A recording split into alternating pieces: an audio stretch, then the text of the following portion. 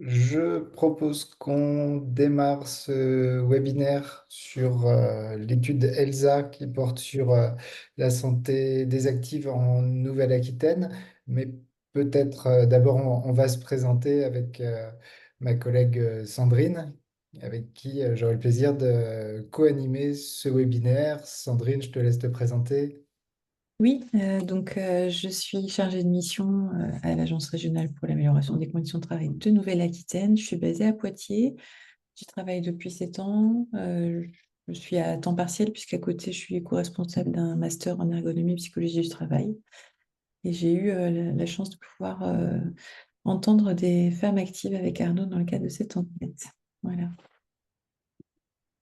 Bonjour à toutes et tous, moi je suis Arnaud Barillet, je suis également chargé de mission à l'ARACT Nouvelle-Aquitaine, en charge des questions de santé mentale au travail et puis d'égalité professionnelle. Donc je propose qu'on démarre dès à présent ce webinaire qui est consacré à l'étude ELSA, donc l'étude sur la santé des actifs en Nouvelle-Aquitaine, qui a démarré il y a approximativement un an, voire même un an jour pour jour. Donc, on va vous proposer une restitution de ce qu'on a pu entendre, travailler via cette étude dans sa phase quantitative et surtout qualitative. Donc, peut-être pour contextualiser cette étude, rappeler son point de départ qui remonte déjà à quelques années sur la base de constats que nous avons effectués avec les collègues de l'ARACT, des constats qui nous ont interpellés, puisque est apparu, on va dire, on peut le situer après la crise Covid, un faisceau de données qui nous a alertés sur une dégradation majorée chez les femmes en matière de santé au travail. Alors, ce qui nous a interpellés, c'est qu'il y avait une dégradation générale, mais une dégradation majorée pour les femmes. Donc, face à ces constats, nous avons, dans un premier temps, essayé de les étayer. Donc, nous sommes allés collecter des données qui étaient déjà stabilisées depuis 2007 sur la souffrance psychologique liée au travail, où on avait d'ores et déjà des indices nous laissant penser que cette dégradation avait déjà entamé, enfin commencé sa progression depuis quelques années déjà, avec une symptomatologie notamment pour les femmes au travail, plutôt orientée vers des troubles anxieux, dépressifs et une progression assez importante. Dans les données qu'on a pu repérer, il y avait notamment un pourcentage assez significatif, puisque on percevait une distinction entre les femmes et les hommes sur leur santé psychologique d'une manière générale, des niveaux d'acuité variables, mais vous voyez que là, c'était presque une salariée sur deux contre un tiers des hommes en activité, et qu'il y avait une dégradation par rapport à 2022 en 2023.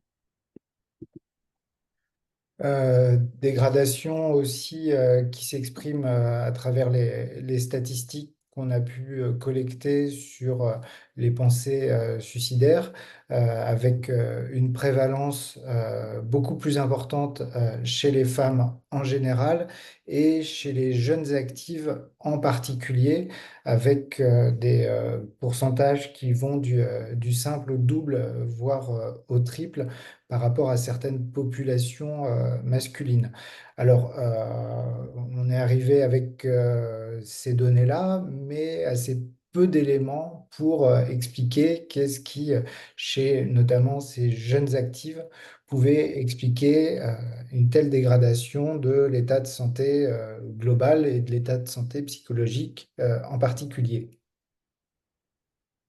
Donc, on a sollicité en fait le soutien de la déléguée régionale aux droits des femmes et à l'égalité de Nouvelle-Aquitaine, de manière à pouvoir mieux comprendre ce qui pouvait dégrader la santé de manière significativement différente pour les femmes. Et puis, bah, forcément, comprendre, c'était pas suffisant, mais commencer à imaginer ce qu'on pouvait faire pour répondre à cette spécificité de la population active féminine. On a donc développé un projet d'étude avec un certain nombre de phases.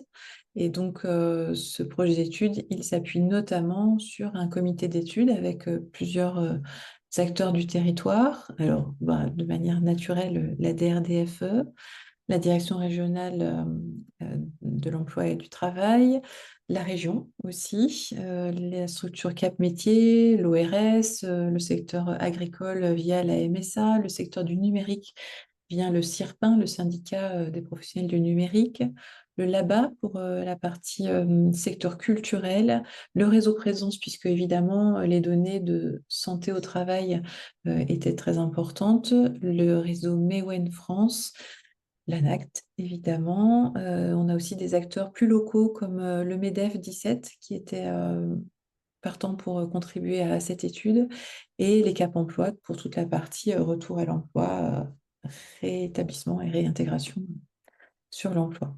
Donc ce comité d'études s'est réuni plusieurs fois à plusieurs fins.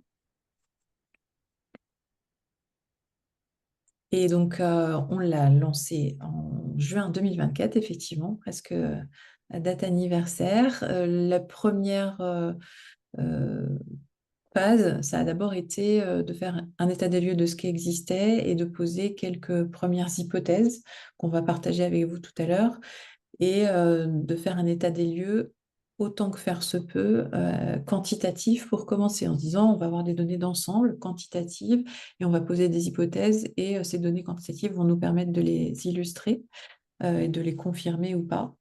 Et puis, nous sommes donc acheminés vers la collecte de données quantitatives que nous pourrions recroiser. Donc ça, on était aux alentours de décembre 2024.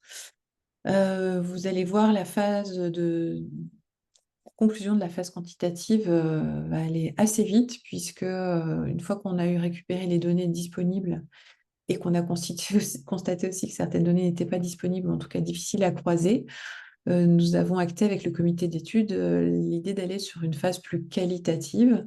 Et donc cette phase qualitative, nous l'avons menée sur les 6 premiers mois de l'année 2025 avec 3 secteurs d'activité en tout cas. Il nous reste un secteur d'activité à explorer, 3 secteurs d'activité aussi en fonction des interlocuteurs qui étaient présents dans le comité d'études et partant pour nous mettre à disposition des salariés qui voulaient bien répondre à nos entretiens. Et puis voilà, nous sommes en train de poursuivre une dernière cible et compiler en fait les conclusions avec peut-être des suites à donner à cette étape-là. Donc, effectivement, comme l'a précisé Sandrine, le comité d'études s'est réuni à plusieurs reprises et une des premières phases qui a été travaillée avec ce comité d'études, c'était de formuler des hypothèses de travail qu'on allait ensuite infirmer ou confirmer sur le terrain, mais c'était de donner des explications ou des pistes d'explication à cette dégradation majorée de la santé des femmes au travail. Alors, tout d'abord, pour amorcer la dynamique, avec Sandrine, on avait formulé quelques premières hypothèses qui étaient susceptibles d'expliquer cette dégradation. Alors, on avait identifié peut-être des choses autour de l'accroissement des charges familiales, notamment pour les situations d'aidance, peut-être des dynamiques de renforcement de non-mixité au sein de certains métiers ou de certains secteurs d'activité qui pouvaient expliquer voilà, une dégradation de la santé des femmes, notamment par ce que ça peut générer en termes de sexisme ou d'exclusion de certaines tâches. Et puis, il y avait aussi la piste de l'accroissement dans le monde du travail des violences, des propos et des agissements à caractère sexiste ou sexuel. Donc, ça faisait partie des premières hypothèses qui ont été formulées et proposées à ce comité d'études qui est venu enrichir ces hypothèses avec en gros 6 autres hypothèses pour étoffer un peu le champ d'investigation ou les pistes en tout cas d'explication. Alors 6 hypothèses qui se répartissent plutôt en deux lots. Un premier lot autour d'hypothèses qu'on a qualifiées de sociétales, qui pouvaient expliquer la dégradation de la santé des femmes au travail, avec peut-être des choses à aller chercher du côté de la baisse du pouvoir d'achat. Alors une baisse généralisée, mais qui aurait un impact majoré chez les femmes. Peut-être des attentes nouvelles pour les femmes, des attentes spécifiques en termes d'équilibre des temps de vie et des attentes insatisfaites. On avait aussi peut-être identifié des choses du côté de la détérioration de certains services, notamment les modes de garde d'enfants qui pouvaient complexifier la gestion de la vie de famille avec l'exercice d'une activité professionnelle. Et puis une déprise médicale aussi qui pouvait participer dans des territoires qu'on peut qualifier de ruraux voilà, d'impact sur la santé des femmes au travail, avec une forme de déprise liée à moins de consultations, moins de surveillance médicale. D'autres hypothèses avaient également été formulées sur un versant plus organisationnel, plus lié aux contraintes directes du travail cette fois. Donc avec des choses peut-être à aller chercher du côté du manque de reconnaissance de la qualité du travail féminin, avec une forme d'invisibilisation accrue de la contribution des femmes à l'activité de travail. On avait aussi formulé l'hypothèse d'un recul de la représentativité des femmes dans les instances de décision, dans les comités de direction, par exemple, qui aurait pu expliquer que la santé des femmes au travail devenait spontanément moins une question stratégique pour l'entreprise et de fait moins d'action en ce sens. Et puis, dans certains secteurs d'activité, une instabilité économique qui aurait impacté de manière plus sévère les femmes au travail. Donc, nos hypothèses, on l'a vu, ont été bien étoffées et il s'agissait maintenant, enfin, à ce moment-là, d'aller confirmer et travailler ces sujets-là sur le terrain ou de les étayer avec des données. On a commencé à collecter ce qui était disponible comme données quantitatives pour confirmer ces hypothèses-là. Et donc, on cherchait des données qui étaient genrées sur la santé au travail, puisqu'on voulait pouvoir repérer la santé spécifiquement féminine. De préférence, enfin, c'était pas de préférence, c'était obligatoirement postérieur à 2022, puisque on repérait finalement cette dégradation plus décrochée depuis ces dernières années. Euh, Évidemment, il fallait qu'on trouve des données à l'échelon à minima de la Nouvelle-Aquitaine, voire infra, parce qu'on les aurait cumulées, et si on avait des données départementales, ce n'était pas problématique, on les aurait sommées. Et puis, avec une possibilité aussi de faire, pour ceux qui manipulent régulièrement Excel, des tris croisés, avec des points de concordance, de manière à pouvoir vérifier en fait les hypothèses organisationnelles, sociétales qu'on avait pu poser avec le comité d'études. Donc, c'était pas l'un ou l'autre, il fallait que toutes les données présentent ces caractéristiques pour qu'on puisse en faire quelque chose en matière de compréhension du décrochage de la santé des femmes. Donc, on a collecté à peu près une quinzaine de bases de données qui touchaient de près ou de loin cette question de la santé des femmes au travail ou de la santé au travail.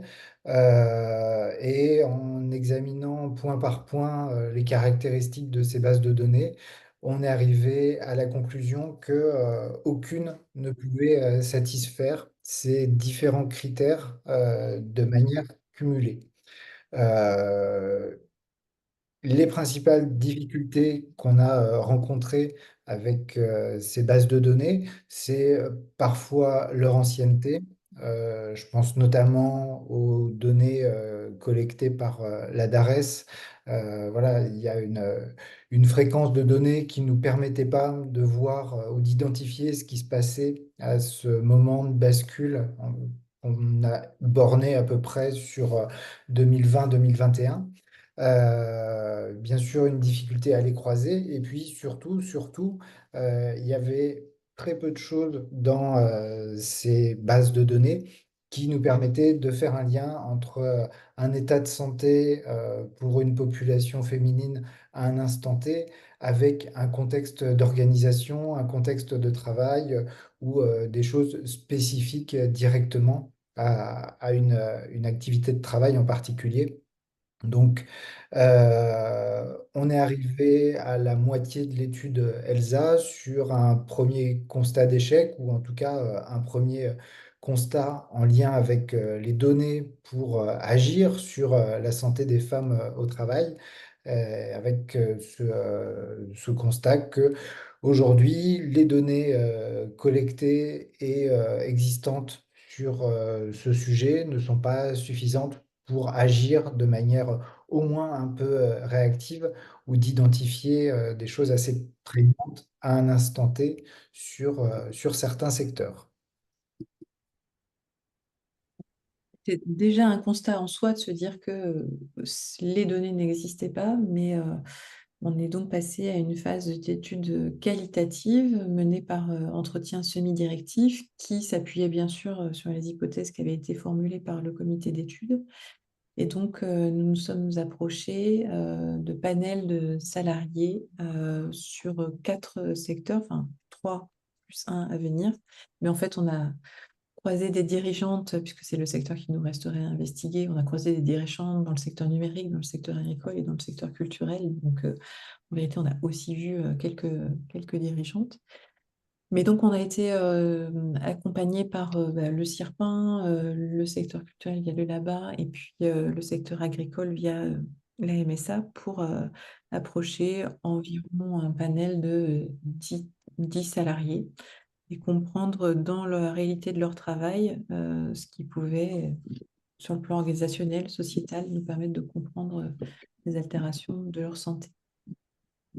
Alors, bien sûr, des entretiens à mener sur la base du volontariat, avec l'objectif de parler de la santé au travail, mais de la santé de manière globale, à savoir comment un état de santé à un instant T va avoir un impact sur la manière dont on réalise le travail, et puis peut-être de voir comment le travail a aussi un impact sur la santé. Et ce qui est intéressant, on le verra avec ces données qualitatives, c'est que ça nous permet aussi d'identifier des trajectoires de vie, des femmes qui ont une première vie professionnelle, voire une deuxième vie professionnelle, avant d'occuper les postes dans lesquels elles sont. Je pense notamment à l'agriculture. On verra que cette question des trajectoires de vie et les parcours d'accès au métier d'agricultrice sont parfois compliqués, mais il y en a beaucoup qui ont eu des métiers des fois avocate, des fois clerc de notaire, des fois secrétaire, avant d'accéder à ce métier d'agricultrice. Pareil du côté du numérique, hein, il y a des personnes qui travaillaient auparavant dans l'agroalimentaire et qui sont venues chercher dans le numérique d'autres choses, d'autres conditions de travail et peut-être et on le verra aussi parfois avec des contraintes de santé dans un secteur d'activité qui ont fait qu'elles se sont dirigées vers un autre secteur d'activité. Alors, bien sûr, là, on ne va pas forcément détailler tous les aspects méthodologiques et puis la constitution des panels. Ce qu'on peut dire sur l'échantillonnage, même s'il peut sembler a priori assez restreint sur ces volumes de 8 à 10 entretiens, ce qui nous permet de dire que ça reste malgré tout assez robuste, c'est que très vite, au bout de 2, 3, 4 entretiens, on commençait à réentendre les mêmes choses et les mêmes constats, ce qui a été assez confortable pour nous pour, en entonnoir, arriver sur un certain nombre de constats extrêmement prégnants, mais on va le voir différents d'un secteur à un autre. Puis s'il y a des questions par rapport à la méthodo ou autre, n'hésitez pas à les inscrire dans le chat. On pourra les commenter et puis y répondre autant qu'on peut à la fin de ce webinaire. Peut-être un des premiers résultats, moi, que j'aurais envie de souligner, c'est la sincérité et le temps que nous ont consacré les femmes qui ont participé à ces entretiens, qui étaient des entretiens théoriquement limités à 45 minutes, parce que bah, ça nous a permis voilà, d'avoir une conversation large sur leur parcours de vie, avec des informations qui étaient aussi en dehors du spectre du travail, pour bien comprendre l'intrication des différentes sphères de vie, justement. Et voilà, c'est vraiment, c'était très très chouette de pouvoir les entendre, de pouvoir discuter avec elles dans le détail et qu'elles nous racontent leurs expériences de vie et de travail, de manière à mieux cerner les, l'état de santé dans lequel elles se situaient. On peut préciser aussi, c'est que voilà, nous, de par notre métier, notre activité, on a tendance à sectoriser la question de la santé au travail et la contextualiser et par l'objet travail, ce qui est dans ce qui a été exprimé par les participantes. En gros, elles font pas il n'y a pas de frontière entre leur santé au travail et leur santé hors travail. Ça, on va dire que c'est plutôt des préoccupations de professionnels de la santé au travail et pas du tout des personnes qui vivent le travail. Puis, Sandrine parlait de sincérité, on peut aussi parler d'ouverture parce que c'était des personnes qui ne nous avaient, enfin, qu'on n'avait jamais rencontrées. Au bout de 10 minutes, elles pouvaient nous parler de problèmes de santé gynécologique ou autres. Donc, une très grande spontanéité, une très grande ouverture de la part de ces participantes. Et puis, je ne sais pas s'il y en a dans le panel des participantes à ce webinaire aujourd'hui. En tout cas, on les salue et puis on les remercie grandement. Je propose qu'on passe à la partie de présentation des résultats, euh, peut-être sur la forme de la présentation de ces résultats. On a eu un nombre de constats extrêmement large, extrêmement important. Ce qu'on a gardé pour le contenu de l'étude, ce sont uniquement les problèmes de santé féminine ou qui se posent de manière plus accrue pour les femmes. On a mis de côté tous les impacts ou les facteurs d'impact qui pèsent uniformément sur les hommes et sur les femmes. Donc tout ça, c'est pas inscrit aujourd'hui dans l'étude ELSA, mais c'est pas pour autant qu'on n'en a pas entendu parler, qu'il faut pas non plus traiter ces questions qui touchent uniformément les deux populations. Euh, Ensuite, ce qu'on ne vous présentera pas aujourd'hui ou de manière très sommaire, c'est la diversité des constats qu'on a pu formuler. Il y en a beaucoup qui pèsent beaucoup plus sur les femmes ou plus sur les femmes que sur les hommes. On a fait le choix éditorial, entre guillemets, de vous présenter ou d'approfondir que le ou les deux ou trois constats principaux qu'on a révélés, qu'on a relevés sur ces différentes situations, sachant que bien sûr, il y aura au-delà de ce webinaire un rapport qui sera produit et sur lequel on inscrira les principaux constats identifiés et bien sûr l'ensemble des constats qui expliquent une dégradation majorée et actuelle de la santé des femmes au travail dans ces secteurs d'activité. Je propose qu'on commence avec le panel des actives du secteur de l'agriculture avec un premier constat. Donc, Alors, excuse-moi, c'est que j'ai basculé. Euh, les premiers constats concernent l'adaptation finalement des équipements de travail, motorisés ou mécaniques, aux femmes, et avec un constat assez massif sur des équipements qui sont inutilisables par les femmes. Alors, on va vous donner des exemples un peu plus précis, mais lorsqu'on pèse moins de 70 kilos, on n'est pas détecté sur le fauteuil du tracteur et donc le tracteur bip ne reconnaissait pas la présence de quelqu'un qui est assis sur l'engin. Donc il faut chanter les sécurités. Ce qui dit chanter les sécurités dit ne plus être complètement en sécurité si on chute du tracteur. Et de la même manière, vous vous trouvez avec des matériels de type pince euh, qu'on va décrire dans certains verbatim, qui ne sont pas, qu'on ne peut pas attraper avec la main puisque l'écartement est trop important. Et donc, on ne peut pas soi-même faire le mouvement de pince avec l'appareil adapté. donc, ces équipements inadaptés, ça va générer parfois des stratégies de contournement pour chanter une sécurité, ou alors utiliser des choses de manière un petit peu dangereuse, comme des barres de fer pour faire levier pour les remorques, ou alors sous-traiter carrément certaines activités.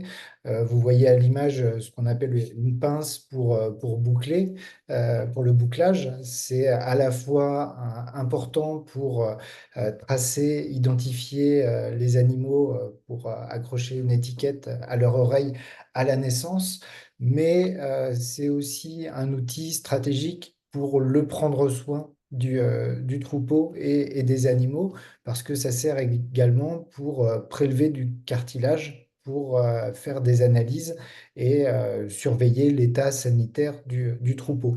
Donc, quelque part, c'est un outil qui peut être emblématique du prendre soin du troupeau. Et pour les femmes qu'on a rencontrées, bah, qui vivent pour ça, pour avoir un beau troupeau en bonne santé, c'est tout simplement voilà, une activité empêchée, alors qu'elles sont parfois obligées de sous-traiter à des agences d'intérim. Mais en tout cas, c'est une difficulté pour elles et ça leur renvoie aussi à leurs conditions de femmes, le fait de ne pas pouvoir utiliser ces équipements qui sont clairement genrés et qui ne peuvent pratiquement être utilisés que par des hommes.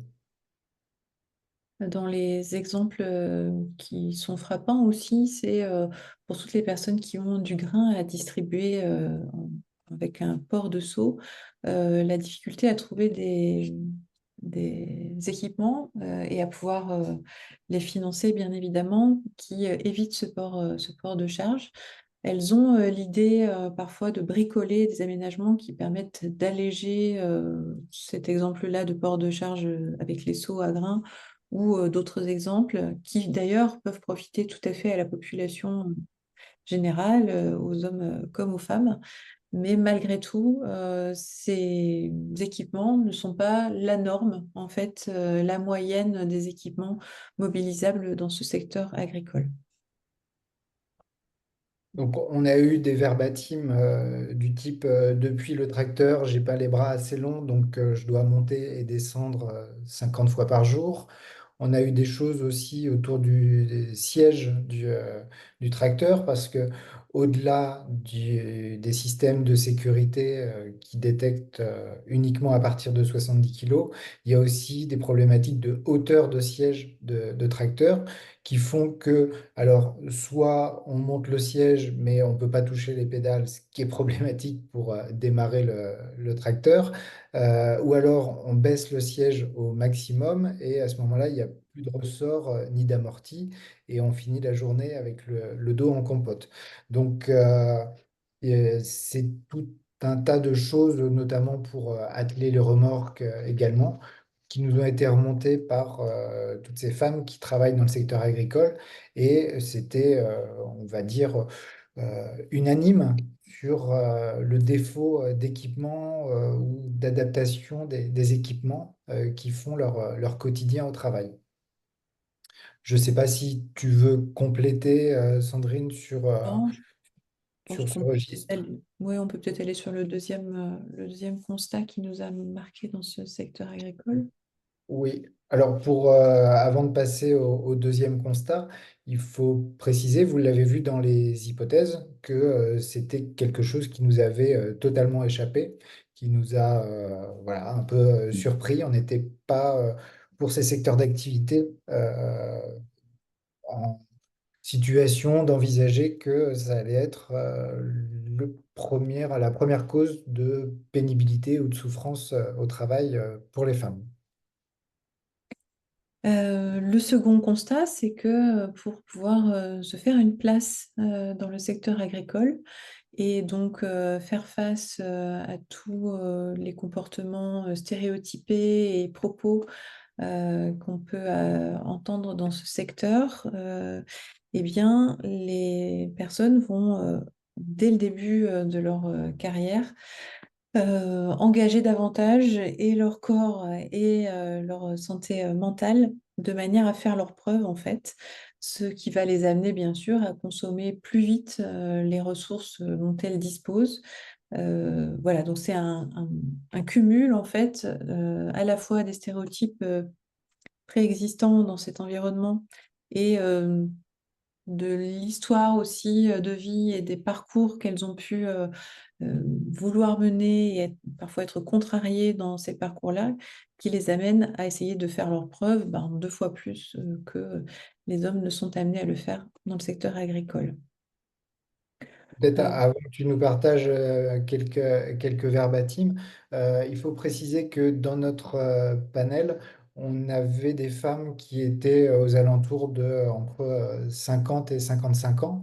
Donc, c'est des femmes qui sont arrivées dans le secteur il y a déjà quelques années, on va dire dans les années 90. Et à cette époque-là, le secteur était beaucoup moins féminisé qu'il ne l'est aujourd'hui. Aujourd'hui, un quart des exploitants sont des exploitantes, mais à l'époque, il fallait, alors c'est toujours le cas, hein, mais à l'époque, il fallait d'autant plus faire ses preuves pour être légitime dans ce secteur d'activité. Alors, dans les exemples, il y a des personnes qui nous ont dit qu'en tant que femme, elles se mettaient beaucoup plus la pression parce que les garçons ont le droit de se tromper. Elles caractérisent ce métier comme un métier d'homme dans lequel il faut être irréprochable. Certaines disent, je vais être trop parfaite, j'arrive pas à lâcher, mais à trop vouloir bien faire, je m'en rends malade. Certaines vont nous dire, j'ai pas du tout fait attention dans les premières années, donc du coup, bah, le corps est abîmé, j'ai des douleurs partout, des tendinites, des douleurs lombaires. Certaines se projettent difficilement jusqu'à l'âge de la retraite parce que plus le temps passe, plus la différence de force physique avec les hommes leur semble manifeste. Et puis, il y a même des personnes qui disent que depuis qu'elles ont pris des fonctions d'encadrement, de gestion d'exploitation, elles sont plus assez entraînées physiquement et elles proposent d'autres solutions que de remplacer quelqu'un qui serait absent, puisqu'elles risqueraient de se blesser au regard de la sollicitation que ça représente et de leur cheminement aussi dans leur vie professionnelle. Ce qu'il faut rappeler également, c'est que cette impression d'être une imposteur dans ce métier d'homme, c'est pas que des choses imaginées par les femmes dans la perception de leur place dans ce secteur d'activité. Il y en a qui nous ont dit que parce qu'elles étaient des femmes, que leurs parents ou leurs grands-parents ne voulaient pas qu'elles reprennent l'exploitation parce que en tant que femme, elles n'allaient pas y arriver. Il y en a une personne qui nous a dit, j'ai toujours voulu reprendre, mais mon père ne voulait pas me la vendre. Finalement, il a eu un triple pontage et j'ai dit, j'y vais, je reprends. Et depuis l'AVC de mon mari, c'est moi qui gère les deux fermes.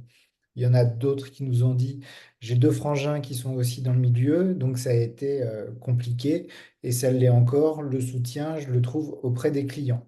Donc ça a été compliqué au moment de l'installation et ça l'est encore aujourd'hui pour certaines, donc ce qui les amène à en faire deux fois plus et à user ce capital de santé au travail, qui fait qu'aujourd'hui, il y en a beaucoup qui sont en consommation de solutions de type kiné, ostéo, etc., mais aussi d'interventions chirurgicales, et puis beaucoup, beaucoup, beaucoup d'anti-inflammatoires également.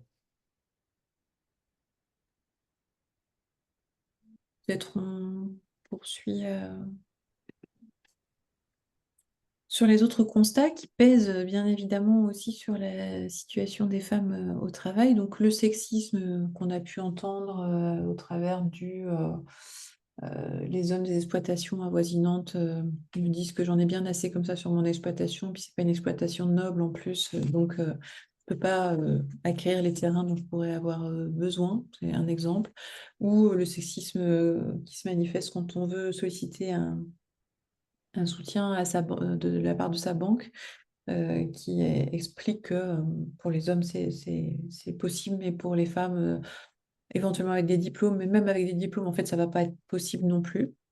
Euh, Évidemment, les situations d'aidance familiale viennent renforcer la fatigue que peuvent ressentir les femmes en activité dans ce secteur-là, avec soit leurs propres parents, parfois c'est même le parent du conjoint.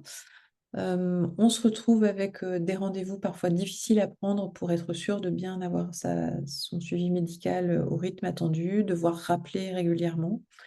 Euh, Concernant la maternité au sein de son activité professionnelle, bien certaines disent qu'elles ont travaillé jusqu'au dernier moment et que même lorsque les personnes qui pouvaient assurer des remplacements partiels sont arrivées, il a fallu les reformer intégralement, ce qui fait qu'elles se sont quand même retrouvées à montrer comment on s'occupait des bêtes, y compris en étant très très avancées dans leur grossesse. La discrimination, j'en ai parlé dans les prêts bancaires. Hum, il faut aussi dire que forcément, toute personne qui s'expose à des travaux extérieurs et qui connaît une ménopause euh, avec des événements de type euh, bouffée de chaleur, difficultés articulaires, etc., ça rend son travail beaucoup plus fatigant. Et puis le fait de devoir aussi jongler entre plusieurs activités, entre l'exploitation, mais avoir une boutique, faire des tournées pour vendre son produit sur les marchés ou faire des livraisons auprès de certains clients, mais qui suppose du coup de s'investir également dans une autre partie d'activité professionnelle qui est très sollicitante, avec parfois beaucoup de routes, des horaires décalés, qui s'ajoutent à la gestion de l'exploitation. Oui, sur cette question de la diversification, en effet, on pourrait se dire que c'est pas spécifiquement un problème qui s'adresse aux femmes. Mais en fait, si, parce que on voit une plus forte propension chez les femmes à se tourner vers de la diversification, à la fois de la transformation, mais aussi de la vente directe des produits. Donc, ce qui suppose de déplacer des lots de viande, par exemple, dans une toute petite camionnette, de se lever à pas d'heure pour aller faire les marchés, etc. Donc, cette diversification expose, d'après ce qu'on a pu identifier en tout cas, plus les femmes que les hommes. Sur la base de ces constats et notamment des principaux constats autour des équipements et de la prévention de l'usure, voilà, on a terminé les entretiens il y a assez peu de temps, mais ce qu'on souhaite, c'est donner un avenir à ces constats et puis qu'ils soient prolongés d'actions. Alors, on en a formulé au débeauté un certain nombre, voilà, de manière assez spontanée, mais il faudra probablement les retravailler avec les acteurs de la filière pour voir bah, sur les équipements comment on peut faire lancer des appels à projets auprès des fabricants pour qu'ils proposent des outils un peu mieux adaptés, établir des listes d'équipements qui sont compatibles avec un corps d'agricultrice, on pourrait dire. peut-être identifier un label pour ces équipements, proposer à ces fabricants l'appui d'un ou d'une ergonome. Et puis, sur la prévention de l'usure professionnelle, établir des témoignages vidéo d'exploitantes à destination des jeunes ou des futures exploitantes sur le fait de préserver sa santé physique et leur rappeler qu'elles sont tout aussi légitimes que les garçons de ce secteur. Produire des guides, voilà, on n'a pas encore eu le temps ou l'opportunité de consolider, affiner toutes ces pistes d'action. Ça, c'est quelque chose qui se présentera à nous pour demain. Mais ça nous semble important de convertir ces constats tout de suite en hypothèse de progression parce que, il y a énormément de choses à faire pour éviter de se retrouver dans des situations où une agricultrice qui va dans un salon et qui dit au fabricant de pinces, je ne peux pas utiliser votre matériel, qu'on lui rit au nez parce qu'elle n'est pas suffisamment musclée. Donc, c'est le genre de situation en 2025 qui serait bien de solutionner. On change de secteur d'activité et à cette transition, j'en profite pour recommander à l'oral une question qui a été posée dans la zone de chat. Pourquoi l'agriculture, le numérique, la culture et les femmes dirigeantes? Alors, pour plusieurs raisons, mais qui sont parfois aussi des questions d'opportunité pour commencer vite les travaux.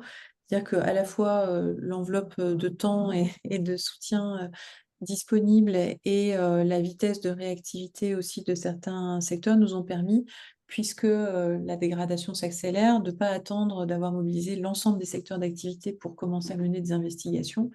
Et donc, les premiers à avoir répondu présent, ben, c'était ces secteurs d'activité, ce qui ne veut pas dire qu'il n'y aurait pas forcément à élargir cette étude à des secteurs d'activité beaucoup plus variés, bien évidemment.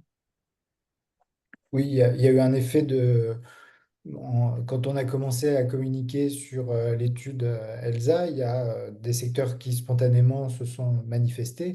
Alors, il ne s'agit pas de dire premier arrivé, premier servi, parce qu'ils se sont manifestés avec voilà, des questionnements autour de la santé des femmes dans ces métiers. Donc, ça a été aussi pour nous l'opportunité d'avoir accès à des secteurs d'activité directement concernés, intéressés par le sujet. Donc, même travail de tri, on va dire, et de priorisation des constats dans le secteur numérique. Un principal constat que nous avons décidé de relever en priorité, avec bien sûr des inégalités structurelles. Le premier constat, il est lié notamment à la maternité et avec un décrochage de la progression professionnelle dès le premier enfant, puisque parfois ce premier enfant s'accompagne du souhait d'être plus présent à ses côtés et donc d'un passage à temps partiel, ce qui peut conduire à avoir accès à des projets moins stimulants, avec voilà, potentiellement des clients dans le secteur numérique qui ne sont pas forcément des grands comptes, qui seront plutôt attribués à la population masculine. Elles peuvent donc, les femmes qui n'accèdent pas à des collaborations stimulantes, moins faire valoir leurs résultats et de facto moins progresser. Le management, puisqu'elle progresse moins, se masculinise et les contraintes qui sont spécifiques aux femmes, du coup, ne sont pas prises en compte par ce management qui est devenu de plus en plus masculin. À titre d'illustration, une des femmes qu'on a rencontrées nous a dit j'ai compris que j'étais une femme le jour où j'ai eu mon enfant. Auparavant, cette question de l'égalité professionnelle et de la carrière n'était même pas un sujet pour elle. Et c'est vraiment l'arrivée du premier enfant, le passage à 80%, le fait de ne pas pouvoir aller chez ce client à Reims parce que, il faut y aller pendant 3 jours, ou alors de pouvoir travailler sur tel projet qui demandait beaucoup d'investissement. Tout ça, ça engendre un décrochage très significatif dès l'arrivée du premier enfant, avec toutes les conséquences que Sandrine vient d'évoquer. Et vous voyez qu'on est sur un constat qui n'est pas du tout celui qu'on a relevé en priorité sur le secteur agricole, mais on reviendra sur la nécessité d'analyser la santé des femmes secteur par secteur. Donc après, ce premier constat va en générer plein d'autres, c'est-à-dire le sentiment de stagner, des tâches moins stimulantes, moins intéressantes, de type maintenance de site internet, alors que auparavant la personne était sur des projets assez innovants. Et puis surtout la frustration de voir certains collègues progresser et puis de rester à la même place pendant ce temps-là. Dans les autres constats qui pèsent quand même sur le secteur numérique pour la population féminine, il y a un effet club de garçons qui s'exprime avec finalement, quand on est dans un univers moins mixte, des conversations auxquelles on va peut-être être moins associé, des associations en sous-groupe, y compris dans les intitulés de poste qui vont entretenir ce sentiment-là. Et ça va avoir une incidence, qu'il s'agisse de discussions informelles, sur la possibilité dans les discussions formelles de pouvoir se positionner et de pouvoir questionner pourquoi c'est organisé comme ça, puisqu'on se trouve en retrait de manière un peu implicite dans les échanges. Il y a aussi quelque chose qui est à la fois un atout, mais qui du coup n'est pas structuré par certaines structures, enfin, en tout cas celles qu'on a rencontrées, c'est le fait que pour gérer les pathologies du cycle et les aléas des menstruations, eh bien, dans ce secteur, le télétravail est très pratiqué, mais de fait ne permet pas de prendre la mesure des inégalités de santé qui ont cours dans la population active féminine. Et puis, ce format club de garçons, il est malgré tout encore très présent dans les formations initiales, avec même des personnes qui disent qu'elles sont rebutées par le fait, au départ, de s'inscrire dans des formations où elles seront, où elles étaient en tout cas la seule femme de la promotion, qu'elles ont déjà été exposées à des agressions ou du harcèlement sexuel pendant la formation. Donc voilà, des formations qui sont encore euh, porteuse de comportements et d'agissements et de propos sexistes. Et puis le secteur, en fait, répartit les activités euh, plutôt pour les femmes dans la relation aux utilisateurs et plutôt pour les hommes dans le développement et la programmation. Donc en fait, même s'il y a une mixité dans les équipes, l'attribution des activités concrètes du quotidien se fait de manière invisible en fonction du genre. On peut relever aussi, c'est que, et ça c'est uniquement grâce à l'approche qualitative du sujet, c'est aussi les trajectoires des femmes qui travaillent dans ce secteur, puisqu'il y en a certaines qui nous ont dit, moi je suis venue dans le secteur du numérique parce que j'avais une image de ce secteur-là comme étant un secteur plus respectueux, plus policé, parce que j'étais auparavant dans un secteur où il y avait beaucoup de sexisme, de blagues sexistes, etc. Il y en a aussi qui sont venus sur ce secteur d'activité parce qu'elles souffraient de problèmes d'endométriose ou de santé gynécologique. Et sachant que le travail est largement répandu dans ce secteur d'activité, se sont dit, je vais me tourner vers le numérique, comme ça je pourrai gérer discrètement mes problématiques de santé féminine. Donc voilà aussi ce que permet une approche qualitative du sujet. Je ne sais pas, Sandrine, si tu veux compléter par quelques verbatim.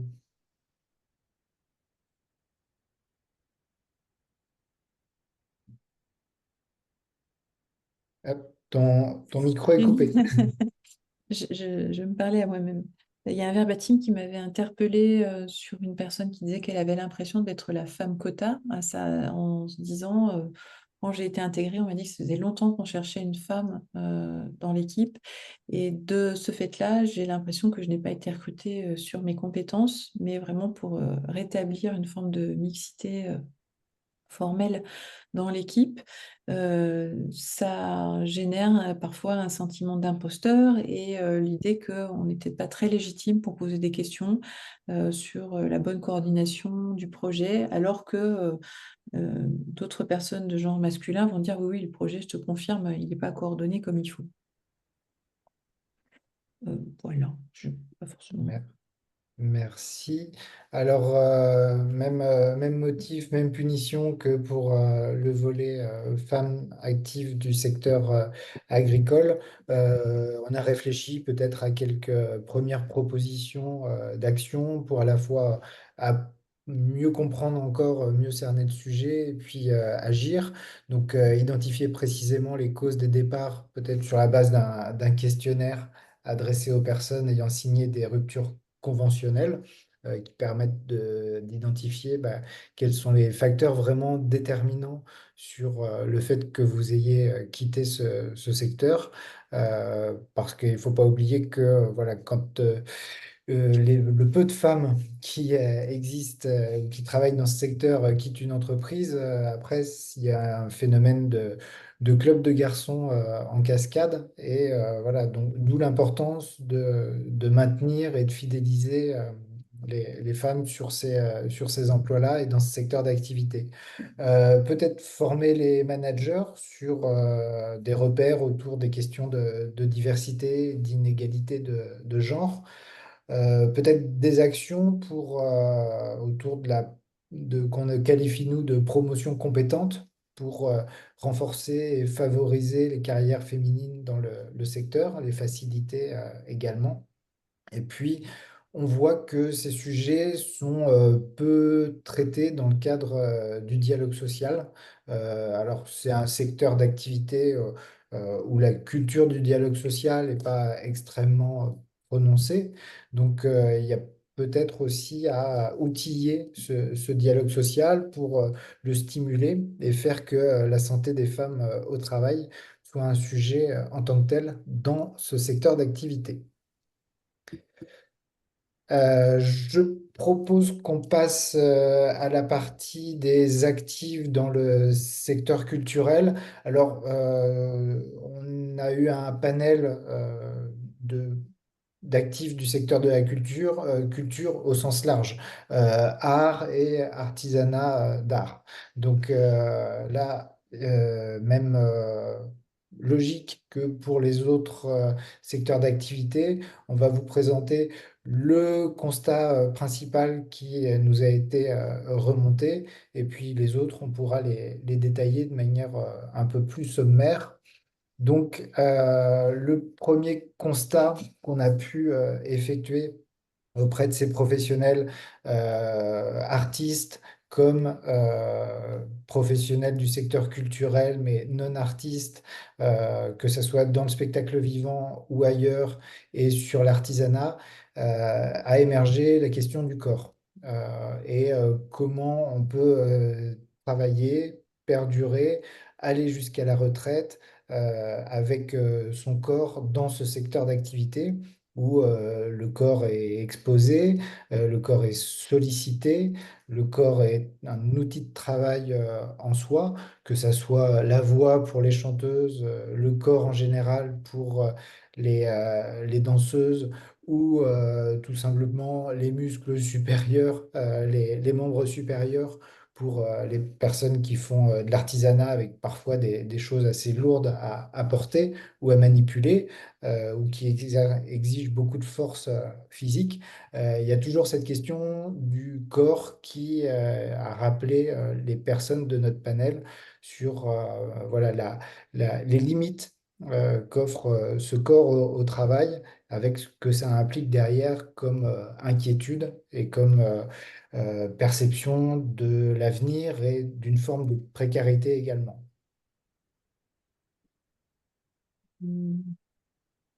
On retrouve malgré tout des choses qui sont aussi celles du secteur agricole, puisque la médication d'anti-inflammatoire et d'infiltration est très présente. Aussi un mixte avec le statut d'intermittent, puisque y compris lorsqu'on arrive au bout de ce qu'on pense pouvoir supporter, on essaye de tenir malgré tout et de ne pas s'arrêter et de faire en sorte que l'activité puisse continuer.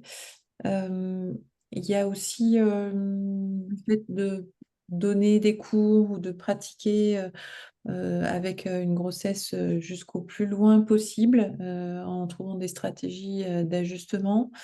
Il y a l'idée que certaines activités par essence font mal et que il n'y a juste qu'à supporter en fait l'exigence de certaines pratiques.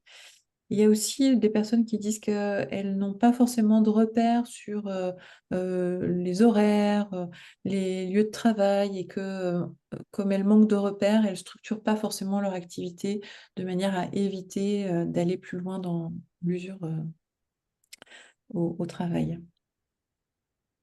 Et puis sur ce corps, il y a un peu de prise en charge autour. Il y en a beaucoup qui sont auto-entrepreneurs ou autres, ou indépendantes. Donc voilà, peut-être un suivi en termes de santé au travail, un suivi médical en termes de santé au travail qui laisse le corps ou ces professionnels un peu moins surveillés que pour d'autres populations ou pour d'autres secteurs d'activité.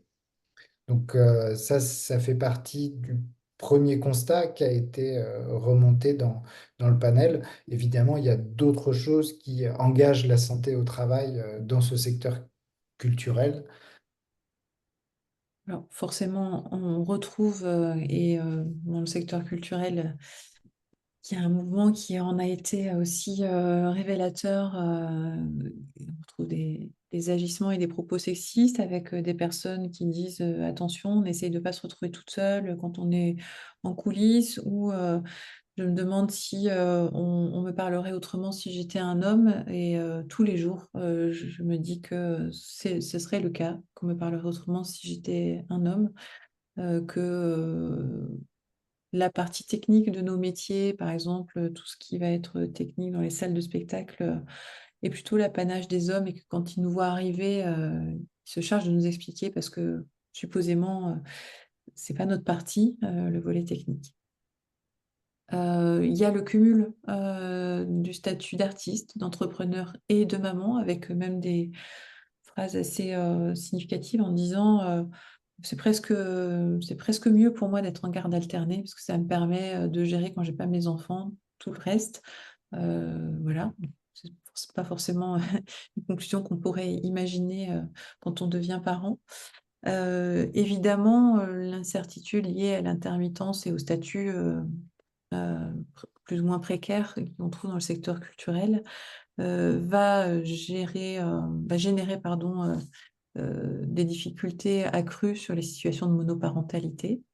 Euh, et puis, malgré tout, et ça, c'est pas forcément des choses qu'on a entendues dans les entretiens, il y a des études récentes menées par le ministère de la Culture qui nous indiquent que les montants alloués, voire les salaires dans le secteur culturel, continuent à être en écart entre les hommes et les femmes, voire à s'accentuer.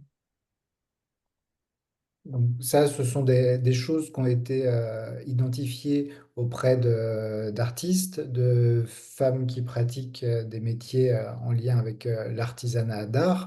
C'est aussi des choses qu'on a entendues de la part de personnes qui travaillent dans le secteur culturel, plutôt sur des lieux de diffusion ou des métiers de la médiation, avec une forme de sexisme également, parfois portée par les élus avec lesquels ces femmes travaillent pour négocier des budgets ou des espaces de diffusion. Donc, ce sexisme, il se situe à tous les niveaux. Et la précarité aussi se situe à tous les niveaux. Bien sûr, pour les femmes qui sont intermittentes, mais aussi pour toutes les femmes qui sont dans ce secteur parce que c'est un secteur subventionné, bien entendu, avec des contrats de courte durée ou des CDD de 3 ans qui sont renouvelés depuis de nombreuses, voire de très nombreuses fois. Donc, ces constats de précarité, bien sûr, concernent toutes les personnes de ce secteur, mais pèsent plus sur les femmes parce que, de fait, il y a aussi plus de familles monoparentales qui sont, enfin, voire la quasi-totalité des familles monoparentales qui sont gérées par des femmes.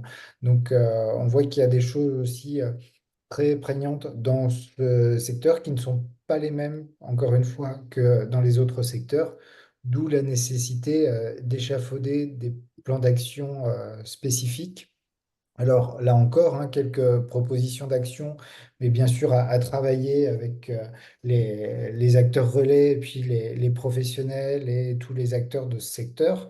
Alors proposer des cursus dédiés dans les cursus de ce secteur, aller parler aussi d'égalité, du facteur humain, de la qualité de vie et les conditions de travail, proposer un suivi ou voir comment on peut avoir des services de santé au travail plus proches ou plus mobilisés ou plus vigilants sur ces secteurs d'activité pour que les femmes puissent avoir un œil un peu plus aiguisé ou plus régulier pour préserver leur santé et puis avoir des outils de prévention également, renforcer le dialogue social. Et là, on voit que dans ce secteur d'activité, c'est compliqué, d'où la nécessité peut-être de réfléchir à des logiques de dialogue social territorial ou de dialogue social, voilà, repensé ou réinventé.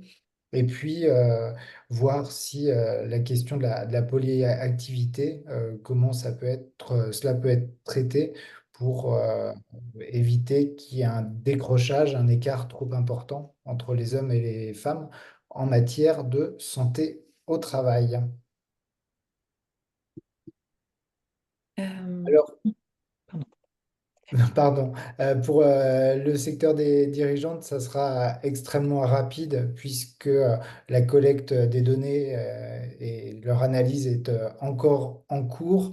Néanmoins, on a entendu beaucoup de choses sur le statut de dirigeante parce que pour les femmes qui dirigent des compagnies de danse ou de théâtre, elles sont dirigeantes avant tout. Pour les exploitantes agricoles, ce sont aussi des dirigeantes. On a entendu des dirigeantes aussi dans le secteur du numérique.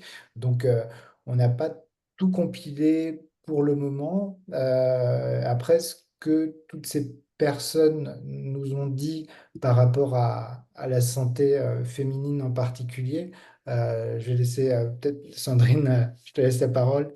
Oui, ce qu'elle nous indique, c'est que ce statut leur donne malgré tout une souplesse pour composer avec leur santé gynécologique et faire en sorte que lorsque c'est trop douloureux, lorsque elles ont des épisodes de bouffées de chaleur ou des nuits perturbées, elles peuvent choisir davantage, en fonction bien sûr d'un certain nombre de contraintes, mais elles disent quand même que c'est une chance pour elles d'avoir ce statut d'indépendante ou de dirigeante pour faire face à ces aléas de leur quotidien, ce qui fait un lien avec des éléments que pourront nous partager deux étudiantes qui nous ont rejointes sur des travaux autour de la gestion des cycles et des pathologies du cycle. Donc, avant de passer la parole à Héloïse et Madeleine sur ce sujet, peut-être une conclusion à titre provisoire pour cette étude qui n'a réellement démarré que après l'échec de la phase quantitative, c'est-à-dire depuis le mois de janvier. Donc, vous voyez, les résultats sont extrêmement récents, extrêmement frais. Il reste encore des choses à collecter et puis à consolider. Donc, à ce stade-là, les conclusions qu'on peut formuler, c'est qu'il y a un travail de recherche qualitative qui valide ou invalide des hypothèses différentes en fonction des secteurs, voire qui génère de nouveaux éclairages pour comprendre les inégalités en matière de santé au travail. Et on voit que la même cause, qui est être une femme au travail, ça va pas générer ou provoquer les mêmes effets ou les mêmes contraintes en fonction des différents secteurs d'activité. Ce qui veut dire que ben, pour choisir des solutions et des actions qui permettent de lutter, il va falloir s'attacher à la fois aux trajectoires professionnelles et pas seulement à l'instant T. Là, 2023, 24, les statistiques décrochent, mais c'est souvent en lien avec l'héritage d'une trajectoire professionnelle aussi que les plans d'action ne peuvent pas se plaquer de manière uniforme sur chaque secteur, puisque chaque secteur a sa réalité du quotidien bien spécifique, et que donc, par voie de conséquence, les actions seront aussi spécifiques, même s'il peut y avoir bah, parfois des axes transverses, mais ça ne suffira pas forcément à résorber les iniquités entre les femmes et les hommes sur leur santé dans l'ensemble des secteurs d'activité. Alors, on a vu hein, qu'il y avait des choses spécifiques à travailler par secteur d'activité. Donc, tout ça, on l'a compilé, ça vous a été présenté.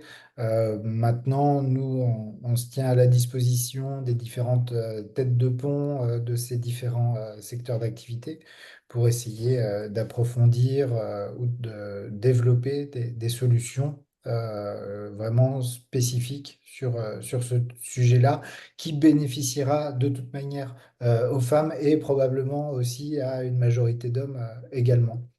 Et puis pour demain, alors des choses de manière ferme et assurée, et puis d'autres avec un point d'interrogation.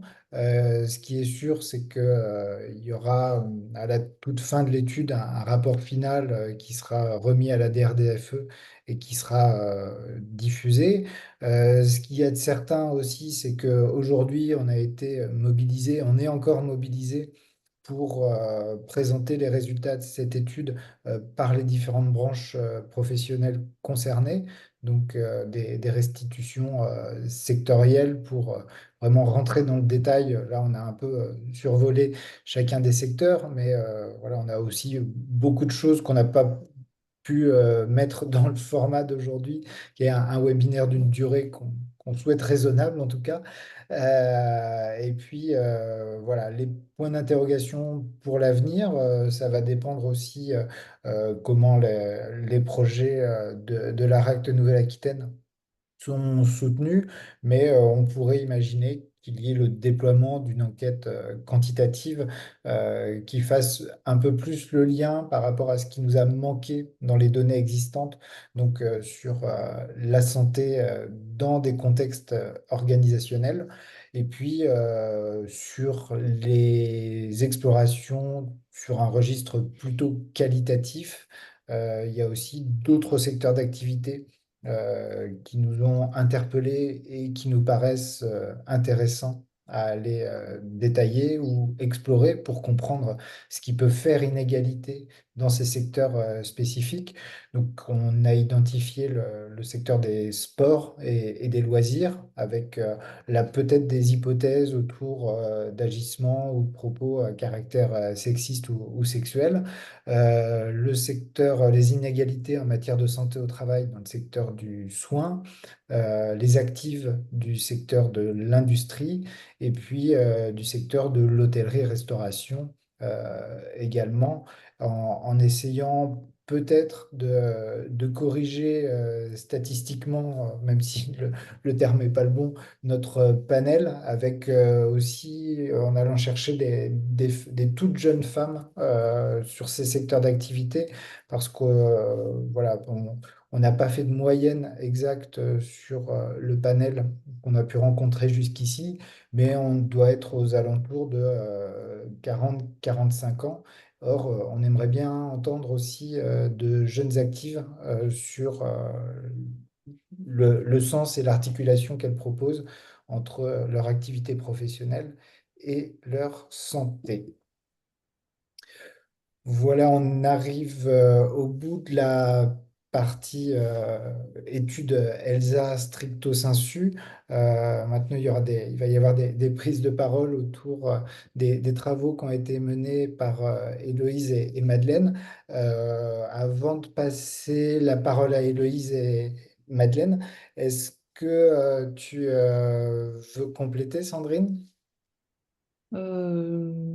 Juste vous dire que, mais ça vous le savez, parce que probablement si vous avez reçu le lien d'inscription, c'était la semaine de la qualité de vie et des conditions de travail. C'était important pour nous aussi de pouvoir restituer les résultats de cette étude dans le cadre de cette semaine nationale, parce que c'est l'opportunité de donner à voir plus largement la santé des femmes actives en Nouvelle-Aquitaine et en France d'une manière générale. Mais vous trouverez bien sûr sur le site de l'ANACT beaucoup d'autres animations qui ont lieu sur plein d'autres thèmes. Le thème de l'année, c'est se parler du travail assez productif, donc tout autour des espaces de dialogue, etc. Voilà. Est-ce que vous avez des questions avant qu'on donne la parole à nos deux étudiantes sur l'étude Elsa en elle-même? Elles peuvent venir aussi en décalé, c'est pas très grave.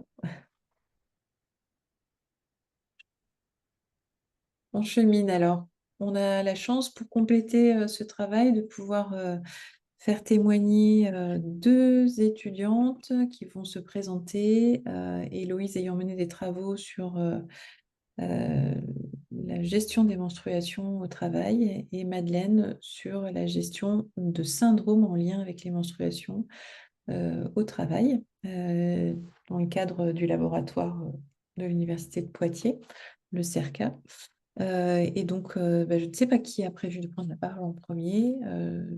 Est-ce que vous avez fait Shifumi ou Bonjour à tous. Oui, du coup, c'est moi qui vais commencer. Donc, je vais essayer de partager le diapo si j'y arrive. Tac. Je ne sais pas si ça a fonctionné. C'est en train de Est-ce, s'afficher? est-ce que c'est bon? C'est bon. Oui. Ok, nickel.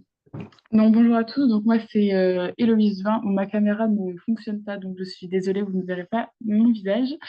Mon travail portait sur l'intime au travail, donc le cas des menstruations, donc de comprendre comment les femmes vivent leur menstruation au travail et comment elles s'adaptent du coup en fonction de ça.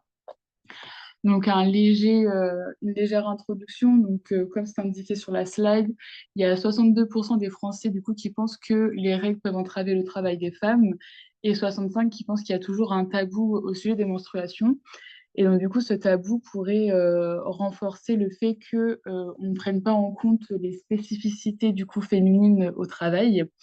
Et donc, du coup, ça pourrait renforcer certaines inégalités entre bah, du coup, les femmes et les hommes automatiquement, mais aussi entre les femmes entre elles. Parce que du coup, le congé menstruel a été un projet de loi qui a été avorté parce qu'il a été rejeté, qui aurait pu permettre en fait de mettre sur un pied d'égalité toutes les femmes par rapport à leur menstruation. Or, du coup, comme il a été rejeté, les femmes du coup font autrement pour se débrouiller avec leur menstruation.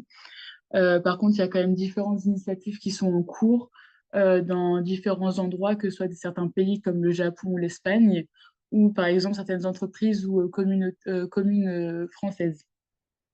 Donc du coup, pour présenter brièvement mon travail, donc moi, mes hypothèses s'articulaient autour de trois notions. Donc tout ce qui est lié à la discrimination et les stéréotypes, les stratégies d'adaptation et le fait qu'il y ait une relation de confiance ou non sur le milieu de travail. Donc j'ai interrogé un petit peu toutes ces notions-là au cours d'entretien du coup avec des femmes. Donc là, un petit point méthodologique. Du coup, j'ai interrogé des femmes, 10 femmes majeures cisgenres en emploi, qui ont du coup leur menstruation, donc pas de femmes au-delà d'une cinquantaine d'années, parce que la ménopause est intéressante aussi enfin, c'est intéressant à travailler dessus, mais je voulais vraiment faire un distinguo entre les menstruations et la ménopause qui n'ont pas les mêmes effets au travail. Donc, du coup, bah, les femmes ont été démarchées via mon réseau, en entretien, donc avec une grille de questionnaires. Et après, certains thèmes étaient abordés, comme les stéréotypes, la discrimination, la qualité de vie au travail et tout ça. Donc, du coup, là, pour mes résultats, donc, j'ai divisé mes résultats en 3 tableaux différents, donc, par rapport à mes 3 hypothèses. Donc, les résultats concernant la discrimination. Donc, il y a 8 femmes sur 10 qui rapportent avoir été discriminées par rapport à leur menstruation sur leur lieu de travail. Donc, souvent dites comme un humour bon enfant. Donc, on a surtout comment dire, une phrase qui revient souvent, c'est le fameux «Qu'est-ce que tu as, t'as tes règles?» Donc, ça, c'est les femmes qui le rapportent énormément. Donc ça rabaisse la femme à son aspect purement biologique. Et malheureusement, certaines femmes aussi intériorisent cette pensée-là aussi. Donc du coup, entre femmes, certaines se discriminent aussi. Et du coup, on a le cas aussi d'une participante qui était dans un milieu purement masculin au travail. Et donc du coup, faisait tout pour ne pas montrer du coup ses faiblesses, on va dire, par rapport à ses menstruations. Et elle est du coup aussi atteinte, par exemple, du syndrome des ovaires polykystiques. Donc ça, ce sera Madeleine qui en parlera juste après un peu plus profondément. Et donc du coup, pour ne pas remettre en cause son employabilité auprès de son directeur, elle a préféré taire du coup sa maladie, qui est pourtant une maladie très compliquée à gérer. En termes des stratégies d'adaptation, du coup, ça, 10 personnes sur 10 me l'ont dit. Alors, ce qui était assez euh, amusant à noter, on va dire, c'est qu'à chaque entretien, les participantes ont rapporté ne pas mettre de choses en place. Mais quand on creuse un petit peu, toute participante mettait des choses en place parce que c'est quelque chose qui est très intériorisé. Donc, on ne se rend même plus compte de ce qui peut être mis en place. Donc, il va y avoir des choses qui vont être mises en place pour soulager la douleur, par exemple, que ce soit via les médicaments ou d'autres méthodes un peu plus douces. Tout ce qui va être lié aux protections hygiéniques. Donc ça, j'ai noté aussi que les participants prenaient et faisaient leur choix de protection hygiénique en fonction des infrastructures dans lesquelles elles travaillaient. C'est-à-dire que suivant l'accès qu'elles ont aux toilettes, suivant leur temps de pause, suivant plein de facteurs, elles vont adapter en fonction leur protection. Donc c'est même pas une protection qu'elles vont choisir d'elles-mêmes en tant que telles, elles vont la faire en fonction d'eux. Donc ça aussi, c'est un peu à noter. Et après, tout dépend aussi de l'organisation au travail, si la participante peut être plus autonome à gérer son travail comme elle l'entend ou pas. Donc là, c'est les 3 principales que j'ai soulevées parce qu'après, il y en avait d'autres, mais bon, le mémoire était assez restreint en termes de pages, donc j'ai préféré être assez succincte. Et ensuite, dernière hypothèse par rapport à la relation de confiance. Donc là, c'est le fait de est-ce que les participantes arrivent à communiquer sur leur menstruation au travail ou pas. Donc ça, quand c'est des collègues féminines, souvent elles y arrivent. Mais que ce soit avec une hiérarchie masculine ou féminine, la discussion reste assez compliquée. C'est souvent pour des causes de grosses douleurs que les participantes vont voir leur direction. Donc pas pour en discuter, comme par exemple discuter du congé menstruel, par exemple. Il y a pas cette relation-là qui est faite et cette communication-là qui est faite. Donc, pour passer rapidement par rapport à certaines pistes de réflexion et d'action à mettre en place, on peut avoir tout ce qui est lié à la sensibilisation du personnel et des dirigeants. C'est-à-dire qu'on pourrait permettre du coup de briser le tabou et de déconstruire certains stéréotypes. Donc, par exemple, faire des formations ou des ateliers avec des professionnels de la santé, comme des sages-femmes, des psychologues, des gynécologues ou encore d'autres associations par rapport à ça, ou encore faire des campagnes de communication, comme on peut avoir les campagnes de communication par rapport au mois sans tabac ou Octobre Rose, pourquoi pas faire des campagnes de communication par rapport aux menstruations.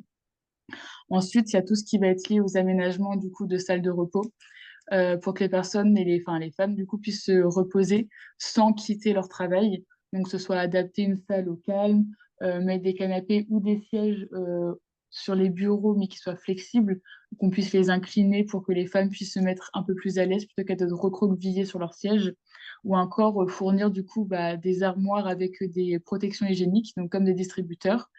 Et le fait de mettre en avant des distributeurs dans les toilettes, par exemple, ça pourrait mettre en avant justement le cas des menstruations et que ce soit pas quelque chose de caché, de tabou qu'on comptait. Ça pourrait mettre en lumière justement ce côté-là que les femmes vivent chaque mois. Et enfin, tout ce qui peut être lié à la flexibilité.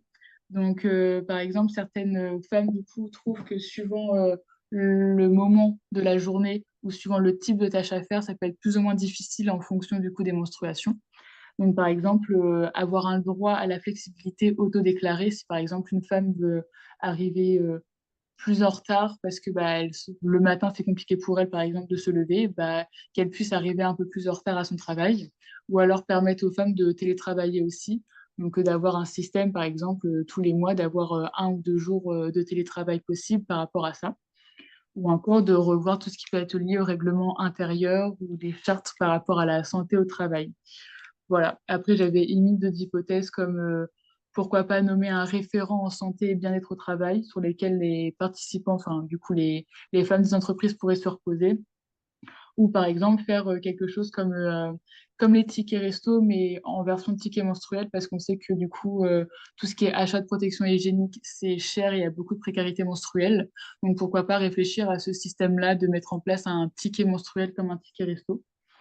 Et voilà, et aussi permettre aux infrastructures d'être mieux faites, comme les toilettes, où malheureusement, il y a encore beaucoup de toilettes qui n'ont pas du coup de lavabo dans les toilettes spécifiquement, et qui du coup peut être compliqué en termes d'hygiène, notamment quand des femmes utilisent des cups. Où du coup c'est salissant et donc ça peut être contraignant de devoir se laver les mains dans un endroit où toute autre personne peut rentrer. Du coup. Voilà, donc j'ai fini pour ma présentation. Je vais laisser Madeleine faire. Je vais essayer de quitter du coup le partage. Merci Héloïse. Je ne sais pas comment on arrête le partage. Est-ce que c'est pas sur le Arrêtez. même diaporama ou non? Oui, c'est bon. C'est bon du coup? Oui. Parfait, merci. Madeleine, vous pouvez activer le partage. Donc bonjour à tous, je vais partager mon diaporama.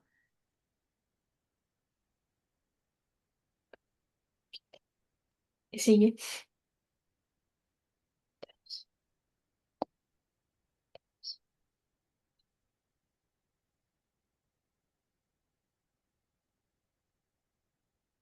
Voilà, ça vient. Alors je ne sais pas comment ça rend.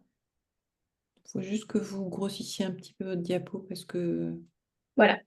elle est petite, mais sinon Est-ce que là c'est bon? très C'est bien. parfait. Très bien. Donc je suis Madeleine de Jésus, étudiante en master d'ergonomie et psychologie du travail à Poitiers, et je vais vous présenter mon travail d'études et de recherche en lien avec le syndrome des ovaires polykystiques, la communication que les femmes ont autour de leur syndrome et leur diagnostic sur le lieu de travail et les stratégies qu'elles mettent en place pour gérer les symptômes qui surviennent. Donc d'abord, pour présenter un peu le syndrome des ovaires polykystiques, je mets un petit avertissement sur le fait que je ne suis pas médecin et que peut-être certains détails ne sont pas vraiment bons. Donc déjà, il toucherait entre 8 et 13% des femmes en âge de procréer et pourtant 70% des cas ne sont pas diagnostiqués. En moyenne, il y a une errance diagnostique de 2 ans ou plus avec l'obligation, ou en tout cas ça arrive de devoir consulter entre 3 professionnels différents, voire plus. Donc pour les symptômes les plus fréquents, mais qui ne sont pas pour toutes les femmes, on trouve un trouble de l'ovulation, donc une rareté ou absence d'ovulation, des cycles irréguliers, plus longs, voire totalement absents. Une hyperandrogénie avec une hyperpilosité, pardon, qui est présent chez 70% des femmes avec un syndrome des ovaires polykystiques, de l'acné et de l'alopécie masculine. Ça s'explique notamment avec un taux de testostérone qui est plus élevé qu'une femme en moyenne. Et le troisième qui est le plus présent, c'est un syndrome métabolique prédisposant à l'insulinorésistance et au diabète. Donc ça va être adiposité excessive, accumulation de graisse, difficulté à perdre du poids et prise de poids inexpliquée par un autre facteur. Et il faut savoir que du coup, ces symptômes, comme j'ai expliqué, ne sont pas présents chez toutes les femmes, ils sont variables au sein de la vie d'une femme, par exemple avec l'apparition du diabète ou aussi une prédisposition au cancer de l'endomètre. Donc mes hypothèses de travail étaient les suivantes. Les femmes travaillant dans un environnement dit masculin auront tendance à communiquer moins vis-à-vis de leur SOPK. Les femmes n'ayant pas communiqué leur diagnostic de SOPK et symptômes dont elles souffrent sur leur lieu de travail auront recours à des stratégies contraignantes, plus contraignantes que celles qui en ont parlé. Donc au niveau de la méthodologie, pareil, c'était des femmes majeures, mais diagnostiquées avec un SOPK et en emploi. Elles ont été démarchées soit via mon réseau personnel, donc avec des femmes que je connaissais qui étaient porteuses de ce syndrome, soit via l'association française ASOPK, qui est l'association française numéro 1, on va dire. Donc c'était des entretiens semi-directifs en distanciel avec chacune et elles avaient le choix des modalités, donc caméra ou pas, enregistré en audio ou non. Pour les résultats de mon hypothèse 1, donc la communication dans un milieu masculin qui sera moins présente, déjà il y avait 3 types de communication chez ces femmes-là que j'ai pu voir. D'abord présente, c'est-à-dire que les femmes expliquaient leurs symptômes et que c'était le syndrome des ovaires polykystiques. Ensuite partielle, elles expliquaient les symptômes, disaient qu'elles souffraient, mais n'expliquaient pas que c'était un syndrome des ovaires polykystiques. Et absente, donc aucune des deux. Parmi les femmes qui travaillaient dans un environnement dit masculin, il y en avait une qui était en communication partielle et une en communication absente. Et elles expliquaient cette non-communication par le fait qu'elles étaient entourées d'hommes. On peut trouver des phrases, par exemple, le fait que je sois la seule femme de l'entreprise, ça ajoute une barrière, ou ça me dérangerait d'avoir en tête le fait que mon directeur sache ce qui se passe dans mon utérus. Donc l'hypothèse est partiellement confirmée. Par rapport aux facteurs favorisant la communication, que ce soit dans un milieu masculin ou non, on peut citer ceci. D'abord, il y avait un besoin de ressentir de la bienveillance pour pouvoir se confier, et ça, elles expliquaient, pardon, que c'était peu importe le genre, donc femme ou homme. Aussi, il y avait un besoin de se sentir légitime par rapport à sa pathologie. Il y avait une participante qui travaillait dans le milieu du cancer, et donc le syndrome des ovaires polykystiques en comparaison lui paraissait moins important, ou en tout cas moins impactant sur sa vie. Pareil, il y avait le besoin d'avoir une souffrance impossible à surmonter et du coup de devoir parler que parce que c'est obligé et qu'elles peuvent pas faire autrement. Et il y avait aussi le cas où elles parlaient de leur SOPK si elles avaient besoin de se justifier par rapport au fait de se mettre en télétravail ou d'utiliser un autre matériel qu'une autre. Pour la seconde hypothèse, à savoir que la communication impliquait moins de stratégies et moins de stratégies contraignantes. Donc, je me suis basée sur un modèle, le modèle de Lazarus et Folkman. Je ne vais pas forcément développer plus que dire qu'il y avait 2 types de stratégies, centrées sur le problème et centrées sur l'émotion, et que centrées sur l'émotion étaient décrites comme non adaptatives, donc plus contraignantes pour ces femmes-là, et impliquant une moins bonne qualité de vie au travail. Donc l'hypothèse était confirmée. Déjà, on peut voir que coping centré sur l'émotion, il n'y en avait pas forcément moins, mais par contre, c'était des stratégies qui étaient beaucoup plus contraignantes et qui leur imposaient des choix par rapport de santé. Par exemple, on va avoir serrer les dents, souffrir en silence. C'est vraiment des stratégies qui étaient décrites par les participantes comme vraiment une contrainte de leur vie professionnelle. Et c'est en ça que l'hypothèse est plutôt confirmée. Donc au niveau des idées d'aménagement qui ont été proposées par les participantes elles-mêmes, on trouve, bon, il y en a certaines qui sont communes avec l'étude d'avant d'Héloïse. Par exemple, les salles de repos, donc je ne vais pas forcément développer celles-ci, les aménagements d'horaire et la sensibilisation. Donc je ne vais pas vous faire perdre de temps en vous réexpliquant tout ça. Par contre, il y avait des lieux d'aisance pour les métiers itinérants et j'ai vraiment besoin de mettre un point là-dessus parce qu'une participante en particulier était en grande souffrance. Elle était aide à domicile auparavant et en fait elle est en reconversion professionnelle parce qu'elle n'avait pas le droit chez certains usagers, chez certains clients, d'utiliser les sanitaires, alors qu'avec son SOPK, elle avait des troubles digestifs, ce type de symptômes-là. Et du coup, le lieu d'aisance, ce serait vraiment un point à mettre en place. Et c'est vraiment l'aménagement en particulier sur lequel j'aimerais mettre un point. Donc, j'ai mis mes références, vous pourrez les retrouver en replay, je ne vais pas les développer forcément si ça vous intéresse. C'est en lien avec le syndrome des ovaires polykystiques en particulier. Donc voilà, si vous avez des questions, n'hésitez pas et puis voilà, j'ai fini. Peut-être pour revenir sur ce que vous disiez, Madeleine, il y a plusieurs métiers qui rencontrent cette contrainte d'être itinérant. Et finalement, la contrainte s'impose d'autant plus à une personne qui souffre d'une pathologie de type SOPK. Mais malgré tout, pour des raisons de santé élémentaires, il est souhaitable pour tous d'avoir accès à des lieux d'aisance. Et il y a certaines entreprises qui ont été enjointes de décrire, puisque c'est dans le code du travail, les lieux d'aisance accessibles pour les métiers itinérants. Donc c'est une super idée et c'est des choses qui méritent d'être creusées dans ces métiers-là, en tout cas. On voulait juste partager aussi avec vous que l'ANACT, et on remercie Karine de s'être connectée avec nous, a ouvert un FACT sur la santé des femmes. Je ne sais pas si tu veux en dire deux mots, ou en tout cas, voilà, ce FACT a été ouvert en mars, je crois, de cette année. Et ça vous parle, FACT, Fonds d'amélioration des conditions de travail, pour faire intervenir des cabinets conseils auprès d'une ou de plusieurs entreprises qui voudraient travailler sur ce sujet-là? Absolument, il y a effectivement un pacte dont vous avez tous les éléments disponibles en ligne. Et puis cette semaine également un webinaire dans le cadre de la SQVT que je vous invite à visionner avec invitation de la MGEN. Et donc nous aurons l'occasion d'approfondir ce sujet avec des témoignages et de nombreuses données. Vous aurez toutes les informations sur le site de l'ANACT et puis accès à l'ensemble des replays des différents webinaires comme Karine l'a indiqué. Il nous reste à vous remercier et puis on vous souhaite à toutes et tous une très bonne fin de journée.